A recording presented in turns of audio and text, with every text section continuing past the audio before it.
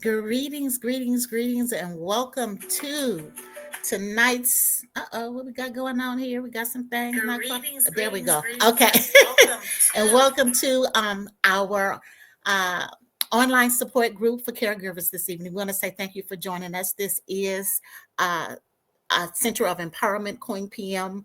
Uh, Hosted event on Iris Inspires TV's channel, and we want to say thank you. It is specifically designed to give those that are in the world of caregiving support, an opportunity to ask questions, to hear a real life experience, having a real talk, real experience, and real hope about the journey, because we all know that the journey is nothing easy sometimes, but to be able to say that is another thing. All right, but before we get started, I want to ask that you put in the chat what city or state that that you're checking in from. We greatly appreciate it.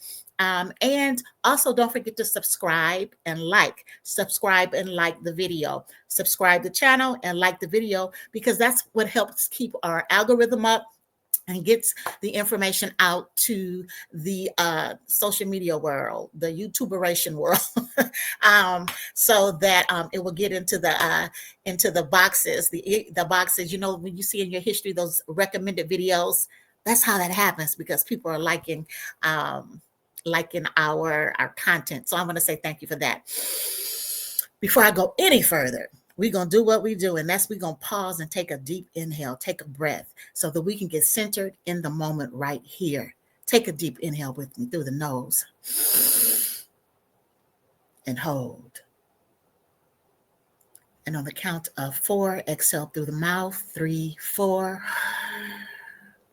Yes, and I like to move from one side to kind of stretch yourself out to the next, right to left. Yeah, kind of stretches that spine just a little bit and gives you the opportunity, especially if you've been sitting, if you've been in traffic, if you've had an intense day, kind of loosen yourself up just a little bit, right? We want to get present. We want to let go of what happened this morning, this afternoon, right before you tuned in. Take another deep inhale. Hold. And on the count of 4, you're going to exhale slowly through the mouth. 2, 3, and 4. It is that breath that calls us family. When God breathed the breath of life into you and I, he said, you are created in my very image and after my likeness. That means you're not no junk. And you know what? God is so big, bad, and bold. He made us distinctly different and said that we are all yet created in the image and after the likeness of the creator of all life. Breath is what makes humanity family. And so I want to say thank you again. We're going to take one more breath because I need it. How about that? I need it. If you don't, I do. Take a deep inhale. Hold. And exhale through the mouth. You cannot do that and not be present in the moment and allow yourself to be right here with us. All right. So tonight our topic, we kind of have refined the topic a little bit, and we are going to be talking about the power of self-care as a caregiver, and the unseen things, the unseen discussion, the unseen um, things we have to deal with. It doesn't often get discussed as being a caregiver to our parents and to our loved ones. What I do want to say at this point, the caregiving is not only to our loved ones that may be ill or elderly, but caregivers also include, it may be the position you signed up for to be a caregiver, meaning you could be a parent that's caring for a special needs, what is defined as a special needs child, or you may be a homeschool parent. You may be your profession may be doctor, lawyer. Listen, if you are a public servant, you're a caregiver, because you have to make sure that you are handling the public with care. And so we like to make sure we understand that caregiving is all encompassing. Okay, it's not only, though that is a main component to caregiving, is for our those that may be ill, our elderly, our loved ones. But it is, when you think about caregiving, a mother is a caregiver, a father is a caregiver. a wife, a husband is a caregiver because we're responsible for the care of another human being. We have to take in consideration where they are, their health, their mental state, and etc. So, center of empowerment, who are we? Center of Empowerment, MEANT, inner power purpose. And so we are an organization, a nonprofit organization or not for profit organization, because you got to have money to do everything. I'm just saying.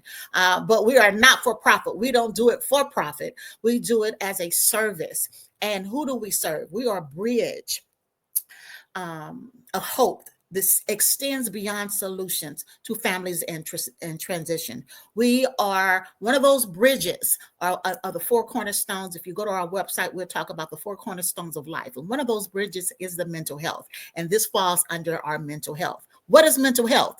Mental health refers to a person's emotional, psychological, social, and social well-being.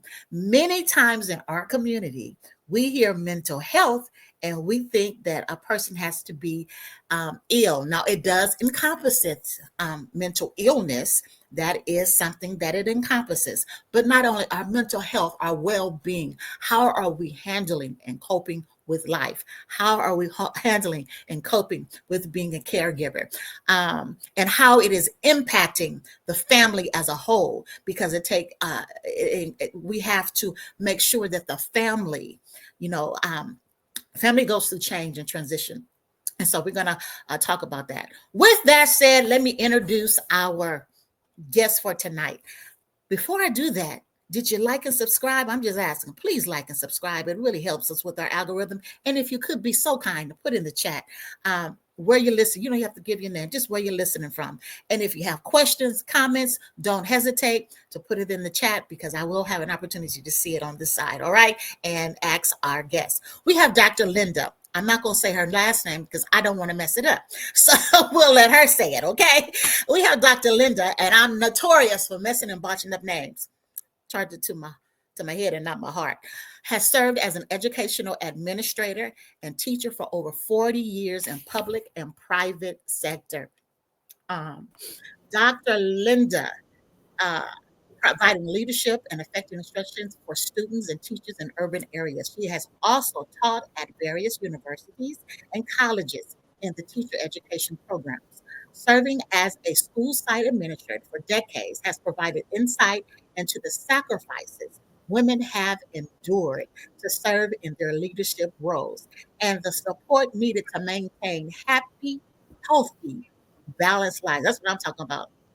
Happy, balanced lives that incite and her passion to help others has inspired Dr. Linda to host wellness symposiums and retreats that focuses on women's health and wellness strategies. Welcome, Dr. Linda. Thank you for taking time out of your schedule to be with us tonight. Thank you, Dr. Iris, for having me here. It's a pleasure to be here with you. So thank you once again for allowing me to be here. Absolutely. I had an opportunity to hear a little bit of your story, and you shared a little bit of your story. But what I want to ask you, we gave you a brief snap. She got an intensive resume. But what I would like you to share with the audience tonight is your experience and how and what happened that you found yourself in the space of having to care for both of your parents. Okay, that is definitely a big question. Parents. When I think of my parents, it just touches my heart. Okay, keep right there in the moment. It's okay. It's okay. Parents, yes, my parents were just so wonderful. When you think about parents, sometimes people have good experience with their parents growing up, and some people don't. I was very blessed to have parents who gave us all that we needed to have a happy childhood, to have that support and love that we needed in school. They took us to church. We had parents who were parents, and they took their roles as parents seriously. And so when I think of my parents, it is that special place that I go to because they're always here in my heart. But as you know, as we get older, if we are blessed to get older, and it is a blessing to get older, sometimes we need care. Now, my mom, she was the one who first needed more care. Her health wasn't the greatest for a very long time, being a diabetic. She had, from an early age, she suffered with having brain tumors. I remember her having 3 surgeries to take out brain tumors. The very last one is when I was pregnant with my last child. And she said, no, I'm not having any surgery until my daughter has her twins. And she didn't have that surgery until then. As time went on, she developed dementia. And so that's when a lot of things spiral, because dementia brings on a lot of personality that you're just not familiar with, from just growing up with your parents. And that was kind of a hard picture to see. Is like, who is this person that I'm now caring for that looks like my mom? But some of what I hear coming from the mouth and the behaviors, like, I don't know who this person is. But what you have in your heart for that parent that was always there for you, always so good to you, supported you in every single thing, even things that they didn't want you to do, that love was there so that you could see beyond the problems that they were having mentally, physically, in their mind, heart, and body, so that you could care for them. So mom had dementia. She wasn't very physically active. So she wasn't moving around the way that she needed to keep her body strong. With that being said, her body was very weak. So she needed help just getting in and out of bed. She needed help going to the restroom. She needed help walking from the bedroom to the family room, where she sat most of the day. That was her daily routine. She needed help with her medications, getting them organized and taking them. And she needed somebody to do that. Now, my dad did it for a while, but then he developed heart problems. He had congestive heart failure. He needed to have heart surgery. And he said, no, I'm not doing it. I'm like, Dad, are you sure? Because if you don't, the doctor has explained that, the outcome may not be what we all want. Yes, I'm sure. But his love for my mother made him say, no, I'm not going to have my own heart surgery, because I need to be here for her. That was the sacrifice that he rendered, because he did not want to leave my mother. He wanted to be there to take care of her. She was his wife. That meant a lot to him. And he was going to make it his business to see about his wife. Well, his health started failing. His health started failing. And right around in that time, they asked me, well, Linda, will you move in with us? I didn't want to. No, I have my own house, my own home, my own routine. I'll go every day. I'll go every day, and I'll make sure that I see about them. But no, will you please move in with us? They needed me. The Lord spoke and said, Linda, this is what I need for you to do. They need you. Are you sure, Lord? Of course, God is sure. He's all knowing. Right. But that was my question. Are you sure, Lord? And he said, yes. So, of course, I'm obedient. These are my parents, people that I've known all of my life, from birth until adulthood. And so mom and dad are both sick. Dad gets to the point where he needs somebody to drive him. He needs someone to do all the chores that he was accustomed to doing. That became me and my youngest son. We became their unofficial care providers. I didn't know that that's what I was doing. I just knew that I was taking care of my parents, and, taking them to the doctors, cooking their food, doing all of the chores, paying their bills for them. Whenever they would have their moments, and I'll call them moments, you have to hear them, and yet you set yourself aside, because you know that is not them, but it's what's going on in their heart, their mind, their bodies. And you just say, okay, I got you. I got you. It takes, in my mind, just from the experience, it takes a special heart, special mind. You have to have patience beyond your imagination. And you have to have a love inside of you that goes far beyond what you even love yourself. Because this is a definite unconditional love sacrifice. It's compassion up close and personal. When you know that you are going to the doctors, you're answering their phone calls, you're handling their finances. And even when it gets to the point where they have to be in the hospital and you're there every day, 24/7, that's when you're sacrificing your job. Because I had to stop working. I just took off. And the Lord blessed, because I don't know where the time came from. Sick time, family time, borrowed time, no time. God allowed me to be off for a whole year and a half, and I don't know where the money came from. I still got paid for my job. My son was my helper. He was my helper. We had to literally pick up people out of the bed to get them from one place to another. I mean, pick them up. And my mother was a big woman. And I was like, Lord, you need to give me the strength of Samson. That was my prayer. And God would strengthen me and I could pick that big woman up. Short, but and when you can't lift yourself, the weight is even heavier. It's even heavier. Those were the things we had to do.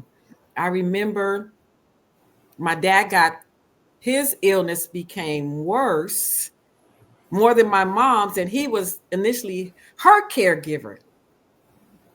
But he got really, really sick. Now, this was very touching for me.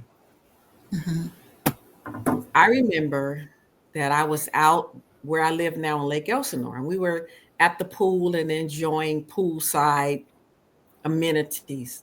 My dad called me. He said, my nickname, Nin, you need to come home. What's the matter, Dad? He said, something's wrong. Something's wrong.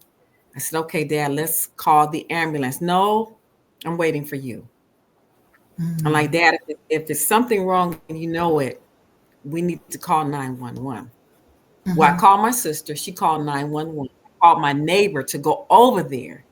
My dad would not go with anybody. He waited for me about 2 hours to come from the Inland Empire to Compton. He waited for me. And when I got there, I said, Dad, are you ready to go? He said, yes. He would not go with anyone but me. And I was just amazed. I'm like, this is serious, Dad. So we get to the hospital. His heart is failing. We get there, and he never comes out of the hospital. He has to stay. He has to stay in the hospital. So now my mother is at home, and I call my sister and brother, I need help because I can't be in two places. I'm staying at the hospital with my dad. I'm a daddy's girl. I was at that hospital. I said, okay, I need somebody to come be with Mom, because Mom cannot do anything for herself. So my son, who's in college, which he sacrificed a year and a half from college, which he's a year and a half behind, because we took care of our parents. This is what the Bible says. And I always remember this scripture in 1 Timothy. Let me read it. It says, but if anyone does not provide for his relatives, and especially for members of his household, he is denied the faith and is worse than an unbeliever. So we, as the children, as our parents get older, and that's the perspective I'm coming from, the parent to the child, it is our obligation to care for them. It's not a choice. We don't get a choice to say yes or no. It's our obligation. This is what the Bible says. And So can I ask you something right here? Because this is the question, I yes, can actually hear it because you actually mentioned it when you yes, started, Linda. Um, yes, so first of all, thank you. Um, in the African American culture, it's been pretty traditional that we take care of our parents. I think over the years we have seen more recently that some may put parents and loved ones in homes, and then situations where they may have to because they just don't have the support necessary, and we'll get to talk about that later. But the other thing is, for those who hear this, who say, but I didn't have a good relationship with my parent. My parent, my parents, they're down now and they need my help, but they was never there for me. What would you say to that person? Because that's and I'm asking you that because I can think of a specific situation of a young lady that I'm working with, and that's one of the things that has come up is that my parents didn't raise me. My grandparents did. exactly. Mhm. Right. And What that would you say? happens a lot for many people. I would say I understand exactly what you're saying. It is true. Maybe your grandparents did raise you, but that Mhm. woman, that man, that's still your mother, your birth mother, your birth father, and right now they need you. Did Mhm. we disappear? Okay. And right now they need you.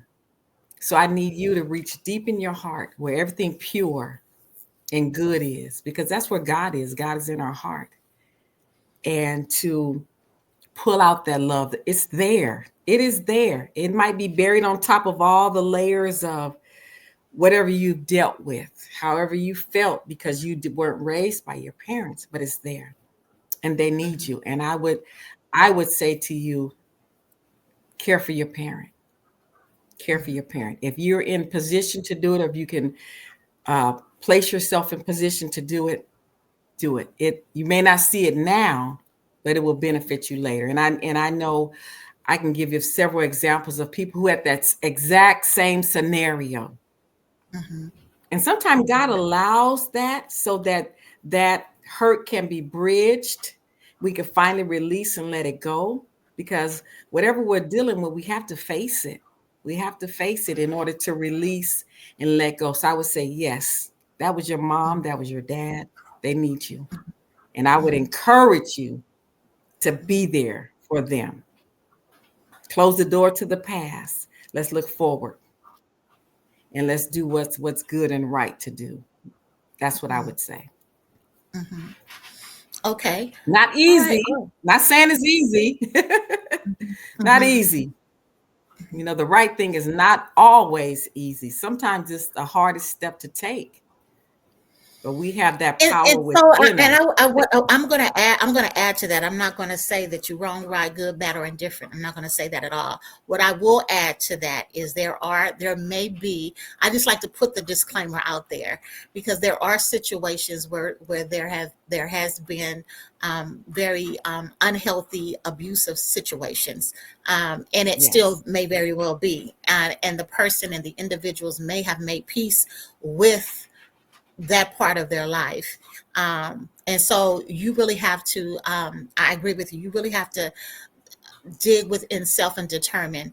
Because Yes. whereas my relationship with my parents and my mother and my father, uh, I was, as far as I'm concerned, was a very good relationship. But I hear stories on an ongoing basis where that's not the case. And so, but to make peace with that, you have to find that it may require some counseling. It may require some therapy, but you do have to find that. So thank you for sharing that. I just want to put that disclaimer out there because I don't want nobody going up out of here saying, no, Exactly. yeah. And I would add this Uh-huh. too. I would add Mhm, this too. If it mhm, is just seemingly impossible for you to pull yourself in that space where you can help, find help. there you go. If you can't do it yourself, Then find the find the help. help. That's where you Find the find help. that support. Help. Yes. Awesome. Exactly. Good. Find the help for your parent. so that you're not personally doing it. If it's something that just you're adamant about, find the help. I would encourage that. You need a couple of options because there's no cookie cutter solution for everybody. As you said, there's a lot of scenarios out there that we're working with, and so there's no cookie cutter solution. And so I would offer 2 or 3 ideas, and then the person has to kind of find what works for them. So coming from my perspective with a spiritual, biblical, I would say, I would encourage you to. And it may not be easy. It may not be something you could even see yourself doing. Like you said, you might need counseling, you might need therapy, or you might have to find someone else to serve in your behalf. It may cost something, or you may have another relative that can come in and help. There may be some other solutions for those very difficult, family relationships. Awesome. So going back into your journey of caring for your parents and listening to the, dealing with the change of your parents and seeing that happen and unfold before your eyes, their health change, and you having to care for them at, from lifting and moving and feeding and the financial part of it and etc. The impact that has on the family. How would you speak to that? It is so much for a family or one person from the family or the entire family, just depending on how many people you're dealing with. Again, it's very difficult because that person, that parent has changed from what you remember to now going back to a state that you've never seen before. You may haven't seen your parents in a state where they're depending totally on you or whoever's in the home. Maybe you haven't seen a parent not remember things like, Mom, I just said that, Dad, I just said that, and maybe they don't remember that. So that could be very frustrating. It can be very frustrating, and you have to repeat things over and over and over. That's a part where you got to dig in deep to pull out the patience that you have within you, because it takes a lot of compassion and patience for that person who's providing the majority of the care. There are situations where there may be more siblings than one, but only 1 or 2 is stepping up to provide the support. Then that creates a lot of anger and resentment on the one who's doing all the care. And then that's another piece of baggage that you have to deal with as the provider. And so you have to find ways to, like you were saying, breathing, to reduce that stress, to deal with the anger, to manage the anger, because you will get mad. Because it's like, I'm not the only child in this family dynamic. There's more siblings, but you may find yourself as the primary care handling everything. And in my mind, what I had to do, this was what Linda had to do. It's say, okay, if God believes that I can do this, primarily myself, with maybe a little bit of help from my son when he's not in school, or whoever I can pull help from, a neighbor, then that means I can do it. So I had to believe in my own strength and endurance to handle it. I had to believe that I could do it. Did I get tired? Sure. We're all going to get tired. Do you feel like I can't make it? Yes, you will feel like I can make it. Do you feel like running away? Yes, you feel like running away sometimes. I see a question. So let me ask you this. I said, that's awesome. So, and you guys, please, by all means, put your questions in the chat, your comments. We appreciate them, and I can ask them. And if you have my phone number, you can text the question. If you don't want to put it in there, we do that too. And don't forget to hi there. Lori says, hello, ladies. Can you talk about here? Let's do this. So don't forget to also subscribe and like. Hello, ladies. Can you talk about what you did when you needed time for yourself? That was what my question was going to be to you in terms of what did you do and how did you deal with the frustration? What did you do to deal with it? We know you got to dig deep, right? But what are some tools that are some things that you found effective in your journey in dealing with that? Yes. Thank you for asking that, Miss Lori. I see you on there. So I want to say good evening to you. That is a great question. How do we take care of ourselves or find time for self? Well, we definitely have to get in touch with someone who can come in to be in your stead for an hour or a day or a weekend, be it a sister, a brother, a family, maybe a paid care person that you may have to pay. But you have to create time for yourself, be it an hour each day, just to do something that you enjoy. Sit out in the sun, drink some iced tea. You need to do something every week for yourself, whether it's go to a movie, go visit a friend. You need to get away at least maybe once a month, maybe overnight, because you got to recharge your battery. That means that you have to find someone or a couple of people, family members, a caring neighbor, or a best friend to the person that you're caring for who will come in periodically to relieve you so that you can do some of those things that you enjoy to recharge, to refresh, to reboot, because you have to have that. You also have to make sure as a provider, some of the basic necessities like eating right, eating healthy meals, drinking enough water, being hydrated. You got to have that. Got to get enough rest, enough sleep. Those are some of the things you have to do. And going to the doctor to make sure that you're okay. Those are some of those basic necessities that we all do. But when you're caring for someone, you definitely have to do that. Then we can go to maybe some of our guilty pleasures. Like, what do you enjoy doing? Knowing what you enjoy that'll make you smile, even if it's only for an hour. What can you do? Is it walking in the park? Is it listening to music? Is it going up to Starbucks, sitting down, having coffee? What can you do in an hour's time where you can breathe, where you can relax every part of your body? What can you do? So you have to figure out, what is it that I like? What is it that I enjoy that makes me smile? I like jogging. I like painting. I like bike riding. I like sitting out on the patio, sipping some tea, just looking at the stars, breathing the fresh air. Doesn't cost much, but a little bit of time. Now, if you can do an overnight somewhere, maybe somewhere you enjoy, whether it's with a friend, maybe it's a Catalina cruise. I'm just thinking of something off the top of my head, but maybe an overnight staycation somewhere. And maybe you can't do that, but maybe quarterly. But if you can schedule it, then you can look forward to it. But you need something that you can do even for an hour a day that you enjoy. Something, and then it'll help kind of recharge you. But you got to give yourself that time so that you can be healthy mentally, physically, to care for the person you're caring for. Those are some of the things I would try.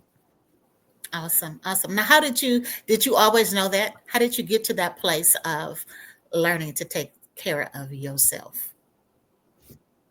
Well, it's amazing how this information came about a long time ago when I was doing my doctorate. And I was doing case studies on women who served in all these major roles, and they had busy lives, so to speak.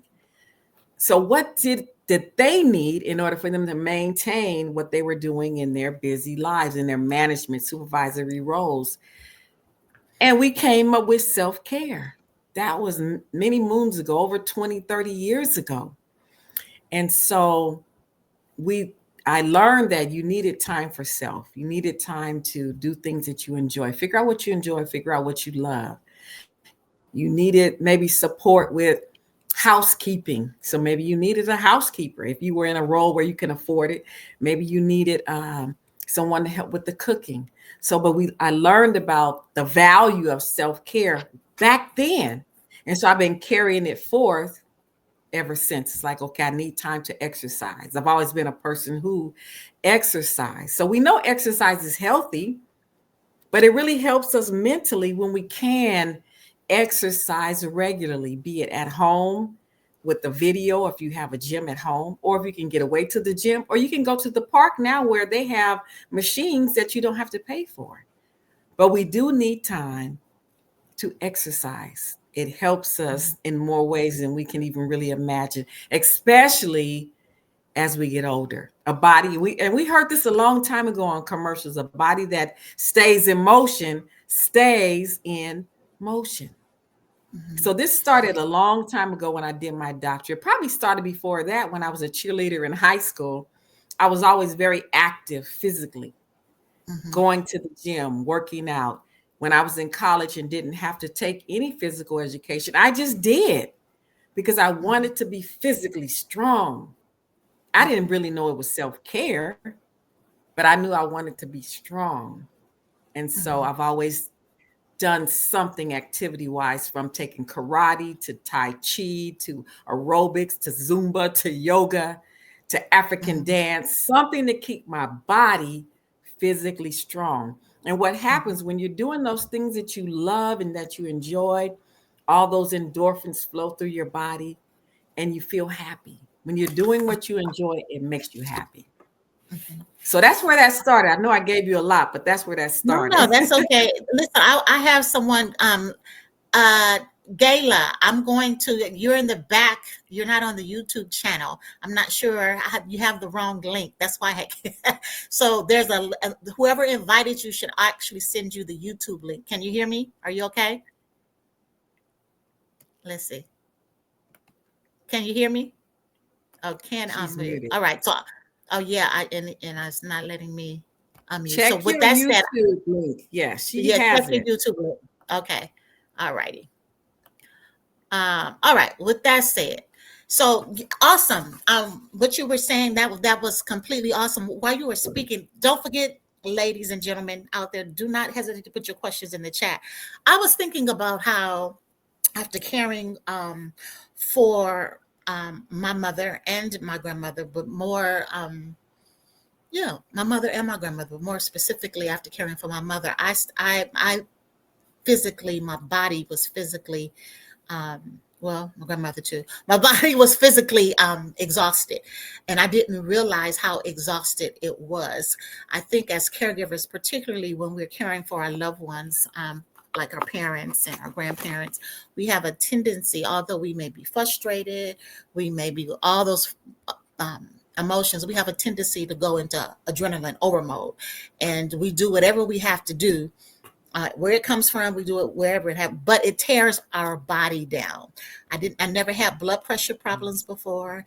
I didn't have anxiety problems before. It was and to this date, I still can't get in a MRI machine without a relax. It's just something about that could be partly, yes, and it could be partly menopausal. I don't know, but the point I'm driving in is that oftentimes is we don't take care of ourselves because we don't feel like we have enough time to take care of ourselves.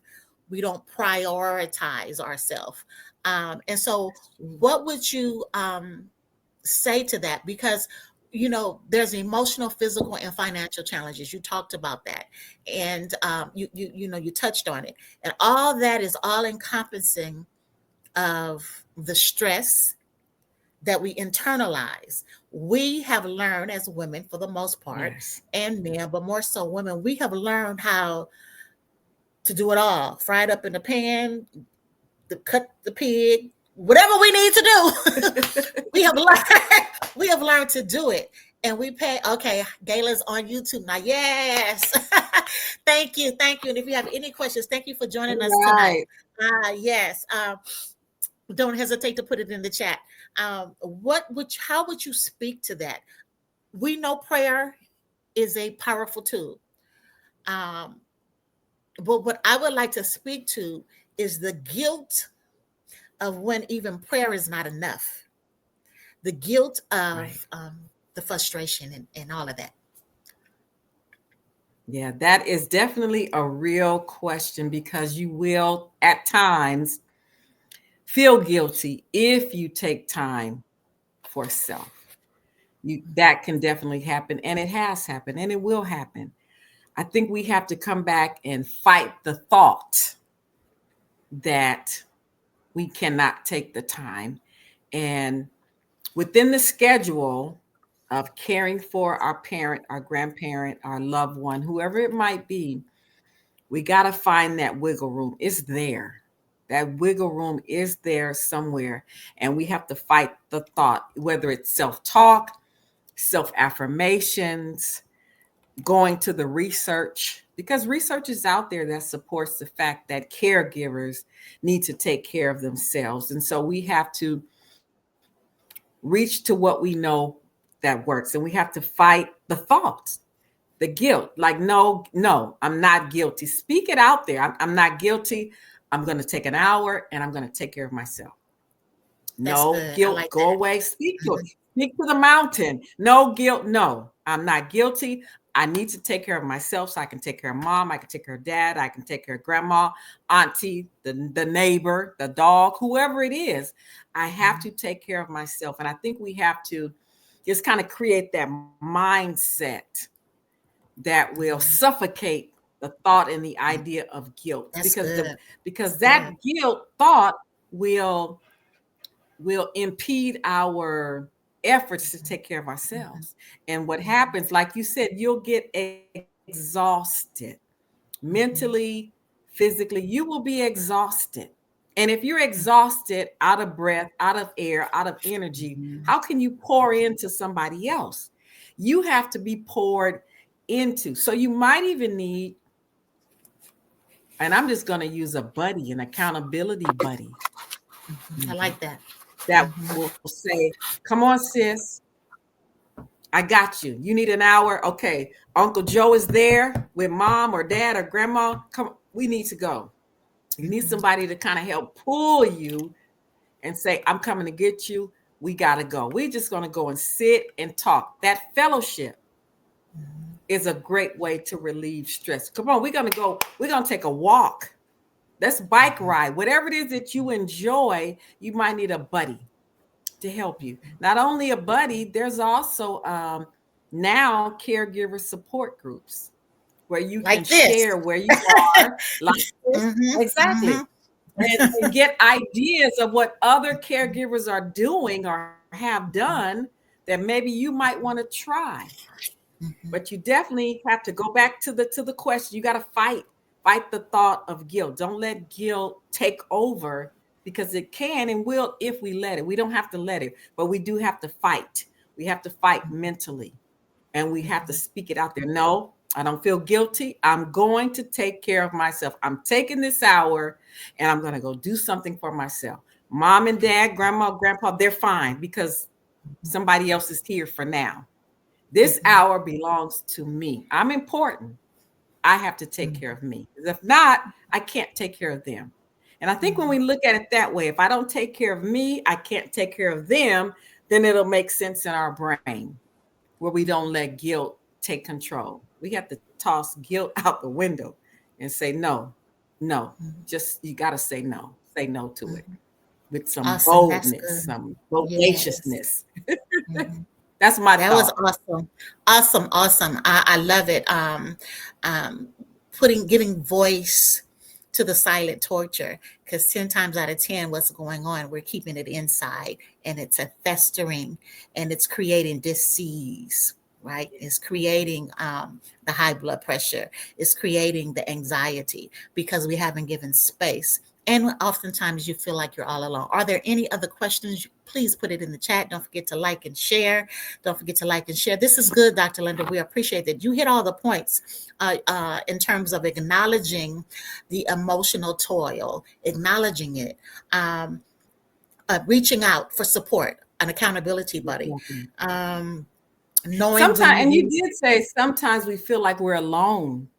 But if we just sometimes tell our story right where we are in that moment, you're going to get some more information. You're going to get that support, which will give you strength so that you can take care of yourself and continue the task of being a caregiver. It's there. We don't want to keep it to ourselves. We got to let people know what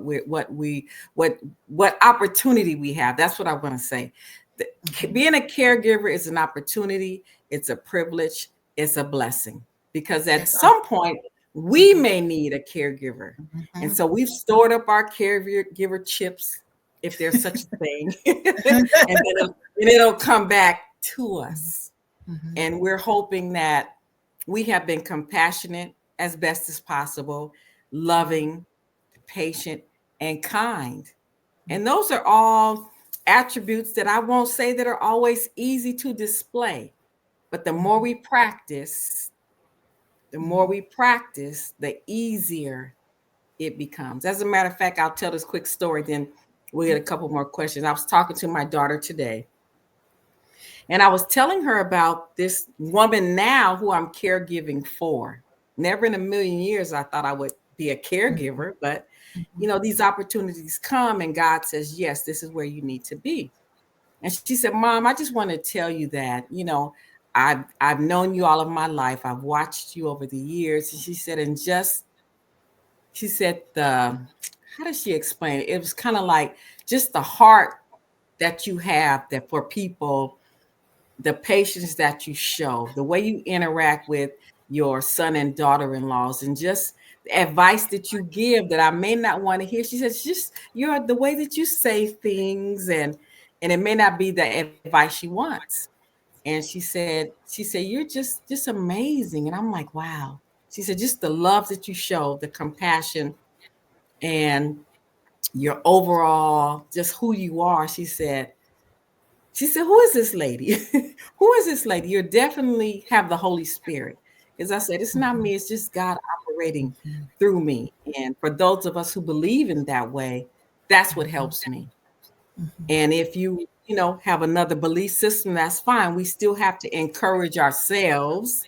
We still have to take time for self. Even if you're not caregiving, you still need time for self, whether it's a family, whether you're working full time.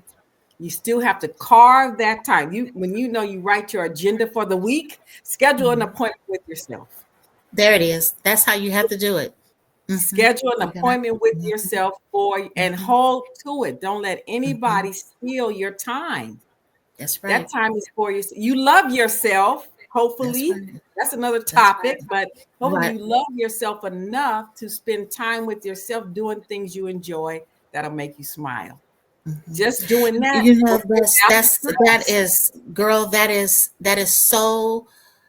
That is so awesome. You said something that's key. You have to have a spiritual foundation. What you choose that to be is your business, but you have to have a spiritual foundation. And I'm with you. I choose to acknowledge that it's the Holy Spirit within that gives you that fortified strength to walk through what you were talking through earlier, to experience and walk through situations that in your own humanness, you can't do it. But when you partner with the Holy Spirit within, or with your spiritual foundation, you find strength in areas that you don't have or can't have without it. And it also affords you the understanding when it's balanced. It affords you the understanding to take care of yourself. I often say it is impossible to say you got a story to tell. Okay, I want you to tell it too. It's impossible to say you love God, right, and don't love yourself. You got to love yourself, because that's loving God. Go ahead. Tell your story. Now, this is a story. And I always got stories to tell to kind of go with what I'm talking about. So several years ago, I was helping a senior woman in my next door neighbor where I was living. She asked me if I could come in and help her organize and clean her home. Of course, I say yes, because that's right in my wheelhouse. It's something that I do very easy. I said, are you just in love with all of these things here? Because in order to really clean up, we need to kind of declutter and get rid of some things. She said, no, just show me what you're thinking and we'll come to agreement.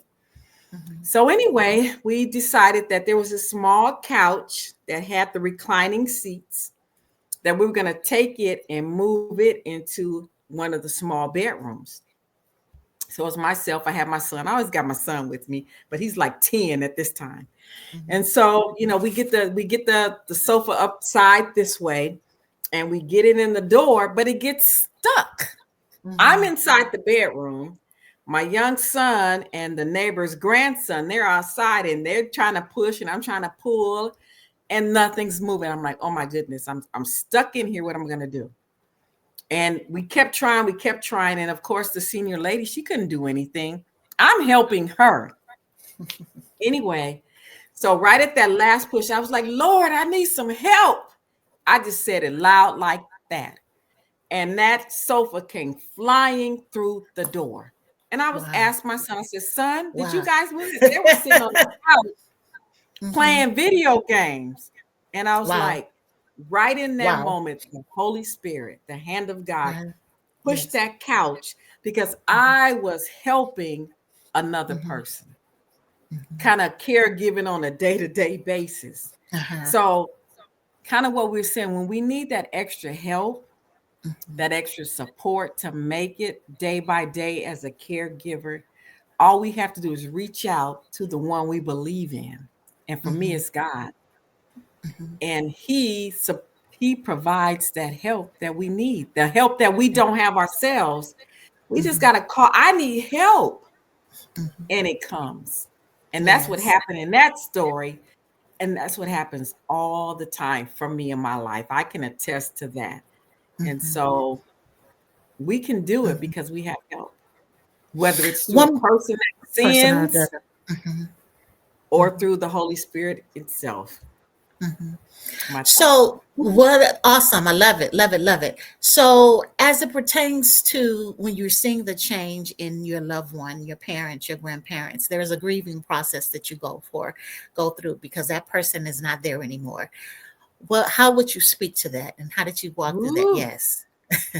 I walked through that part very terribly, I must admit, because my parents were with me all of my life, from birth till, adult. And so I was used to interacting with them on a day-to-day basis. I didn't understand grief until both of my parents passed away. For me, I began having panic attacks, couldn't breathe. My heart would just start racing just out of the blue. My grief got so bad, I went blind. I could not see. And I still went to work, but I had to get a good friend of mine to take me to work every day for about 3 months. Everybody thought I had a new boyfriend. I had a person who was caregiving me to get me to work because I could not see. If it was dark, it was like I was in the Matrix. I couldn't see anything, and I would just sweat profusely, and my heart would just be racing. That's when I started practicing yoga and the breathing techniques and meditation because my grief was crazy. And that yoga and the breathing, it helped me to just calm everything, to just learn how to, how you said, take a deep, a deep breath. Feel your lungs and your body with oxygen, the breath of life. And you take 3 or 4 deep breaths, and all of a sudden, boom, there's no more racing heart. There's no more racing anything. And that helped me with the panic attacks and slowing my heart down. I did join a grief group through Kaiser. My very first group session, I couldn't take it. It was so many stories, it made me worse. Yeah. So I called them up. I said, I need something different. They said, well, we need you to come back to the group class. So I did go back. And the more that I listened and I shared my story, the easier it became. The easier it became to talk, to share, to listen, and to be grateful. As I listened in those groups, I began to practice more gratefulness. So I did get support. I had one-on-one counseling through Kaiser. I had the group classes through Kaiser. I got into yoga to practice all of the stretching and the breathing, the meditation, the mindfulness. I started taking more classes in meditation, mindfulness. social emotional learning, because I needed it. And through all of that, plus prayer and journaling, I do a lot of writing. It helped me to not be a waterfall every single day. And so my grief was horrible. But I step by step, those were the strategies that I use. And I know somebody needs that. I can't say I handled it perfectly. I didn't. I cried for my parents every single day. I wanted to go to heaven with them. I'm like, Lord, I don't want to be here. Can you just zap me up, beam me up, Scotty? Because I was like, I can't do this without them. And he was like, no, I got more work for you to do, young lady. And I'm like, that's okay. I'll do it in heaven. Yes. And so he was like, no, your parents. And he still tells me today, this is the Holy Spirit of God speaking. Your parents are happy in heaven. They're not suffering anymore.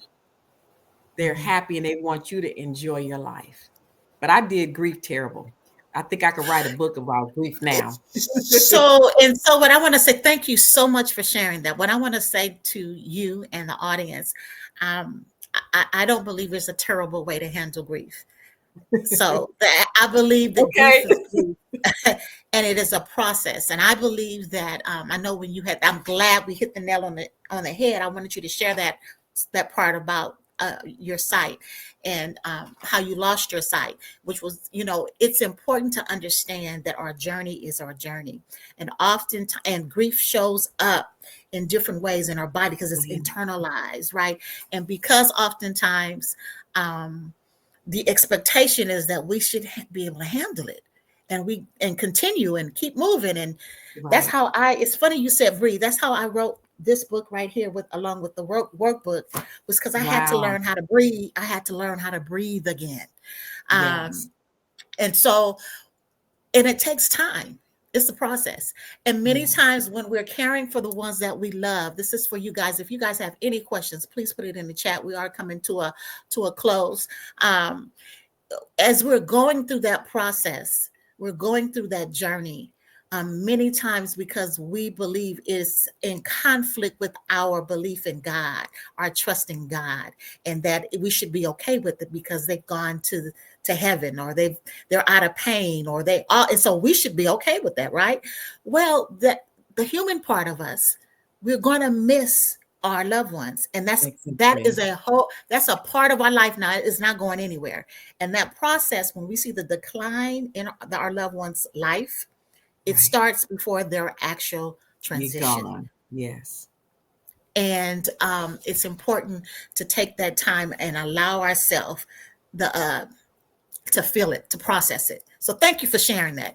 It is a journey, learning how to breathe, learning how to pause, all the things that we talked about. That's all a part of the caregiving. We have a quick commercial. I'm going to show this commercial, and then I'm going to let you come back and talk about it. All right. You guys don't go nowhere. All righty. Here we go. Linda Hodo invites you to her 2025 Wellness Retreat at the beautiful South Coast Winery and Resort from June 19th through June 21st. This immersive wellness experience will focus on practices such as mindfulness, meditation, sound healing, yoga, exercise, gratitude, and plenty of fun activities. It's an opportunity to rejuvenate your mind, body, and spirit in a serene setting. Mark your calendars, Thursday, June 19th through Saturday, June 21st at the South Coast Winery and Resort. For registration information, contact Dr. Hodo at lindahodo81@gmail.com or call 562-443-1017. That's 562-443-1017. She looks forward to seeing you there. All righty. Thank you. Wow, what a surprise. Go ahead and share a little more information. Is that birthed out of this experience, your experience with caregiving and grief? Well, actually, yes and no. It kind of went back to, the doctor program and just providing avenues for women to work on their wellness. And that's what this whole retreat is all about, is working on our wellness to continue the journey of being healthier mind, body, spirit. And so this retreat is going to be a 2-night retreat. I've been doing 1-day symposiums, and the ladies was like, we need more, we need more, we need more. So, I took a step of faith. I said, okay, Lord. He said, this is what I want you to do. So we have all types of activities that deal with our health and wellness, mental and physical, a lot of stress reducing activities, which we all need. We all need time to get away, just to breathe, to relax, to get into a new environment, different from where we are every day, to breathe new air and to meet new people as well. And so, so it's going to be a great time of course, exercise, fitness. We're going to have meditation, a lot of work with gratefulness, working on our sound healing. So have a lot of things in store, a lot of games, activities, prizes, swag bags. So a lot of fun, a lot of strategies and techniques that will help us with our social emotional learning, with our health and wellness, our mental and wellness. And that's kind of what I'm all about now these days, because no matter what we do in life, be it a caregiver, we're working full time, we're parents, we're business owners, we have nonprofits, we're busy. And many times we neglect self. And so we have to carve time. I encourage it. All the research shows us that we need time for ourselves, and we need to do it more regularly, and to make it a habit, to make it a practice. And so that's what we'll be doing at the South Coast Winery in Temecula. For those of you who have not been there, and that's June 19th through the 21st. And once again, call me, text me, email me, 562-443-1017. And I send you information so that you can be a part of this wellness endeavor, because that's what it is. And so we're going to have fun together. And I look forward to as many of you who can come to be there to work on your wellness. So we want to say thank you so that much. Was a great You're you're very welcome. We're all about, our platform. We support and push others that are doing the work of transforming our communities and our lives. It takes a village. It's not only on one person. So we want to say thank you for sharing your story, for sharing your experience, for leaving the audience with hope. And for those that are here right now listening to us, I encourage you to share this video, share this podcast, share it with your loved ones. Make sure you make sure you subscribe. Yeah. And even if you come back later and leave your questions, don't hesitate to leave your questions, your comments, because we're on mission and on purpose to make sure that we're leaving inspiration, a bridge of hope that goes beyond solutions. And so what that simply means is we're talking about shifting the trajectory of your life and your family. That's it. That's all. God bless you. Thank you again. Thank you again. Now, let me see if I can go out of here right. We got to do this. Oh, yes. And of course, your gifts are always welcome. Let me also add, I don't know if y'all can see that right there. I think she has on there May 17th. So make sure, and if you get back to her by May 17th. Okay, y'all? Can y'all do that for me? I appreciate it. With that said, again, thank you. We're going to get up out of here. Let's see, where is y'all know, sometimes she's a little, next week, the week before Mother's Day. Good night, everyone. Thank you so much for joining us. I do hope to see you at the retreat. Remember, self-care. All righty. Yeah, I think that the sound, she's kind of going out. So we want to make sure that, next week that you're here with us, we have Dr. Jewel Diamond Taylor. She'll be speaking to parents that has lost children. Join us next week as Dr. Linda will be with us, sharing her experiences and learning the power of self-care after taking care of her parents. And then the following week will be our special Mother's Day with Dr. Jewel Diamond Taylor. And she will be especially for you parents who've lost a child. We're here for you. We care for you.